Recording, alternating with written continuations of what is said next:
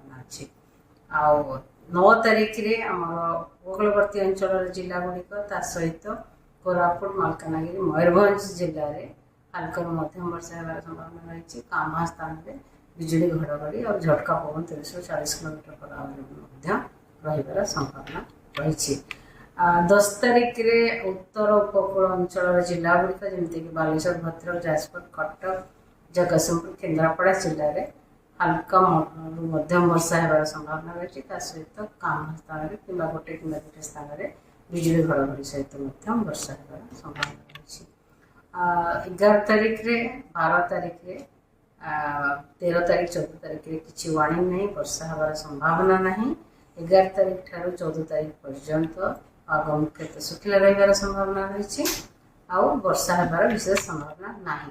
ଯଦି ଦେଖିବା ଦିନ ତାପମାତ୍ରାର ପୂର୍ବାନୁମାନ, ତେବେ ଆଗାମୀ 3 ଦିନ ପର୍ଯ୍ୟନ୍ତ ଦିନ ତାପମାତ୍ରାରେ ବିଶେଷ ପରିବର୍ତ୍ତନ ହେବାର ସମ୍ଭାବନା ନାହିଁ, କିନ୍ତୁ ତା ପରବର୍ତ୍ତୀ ସମୟରେ ଧୀରେ ଧୀରେ ବଢ଼ିବାର ସମ୍ଭାବନା ରହିଛି 4ରୁ 6 ଡିଗ୍ରୀ ସେଲସିୟସ୍ ପୁରା ରାଜ୍ୟରେ।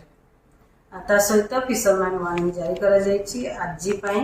ଆଗାମୀ 24 ଘଣ୍ଟା ପାଇଁ ସ୍କଲି ୱେଦର ରହିବ। ୱିଣ୍ଡ ସ୍ପିଡ୍ 60ରୁ 70 କିଲୋମିଟର per hour ରହିବାର ସମ୍ଭାବନା ରହିଛି। ତା ସହିତ ଝଟକା ପବନ 80 କିଲୋମିଟର per hour ମଧ୍ୟ ରହିବାର ସମ୍ଭାବନା ରହିଛି ଆମର ଓଡ଼ିଶାର ଉପକୂଳରେ, ଯେଉଁଟାକି ଆଗାମୀ 24 ଘଣ୍ଟା ପାଇଁ। ସେଥିପାଇଁ ଫିସରମ୍ୟାନ୍ ମାନଙ୍କୁ ଆଡ଼ଭାଇସ୍ କରାଯାଇଛି କି ସି ଭିତରକୁ କି ସମୁଦ୍ର ଭିତରକୁ ନ ଯାଆନ୍ତୁ ଫିସିଂ ପାଇଁ ଆଗାମୀ 24 ଘଣ୍ଟା।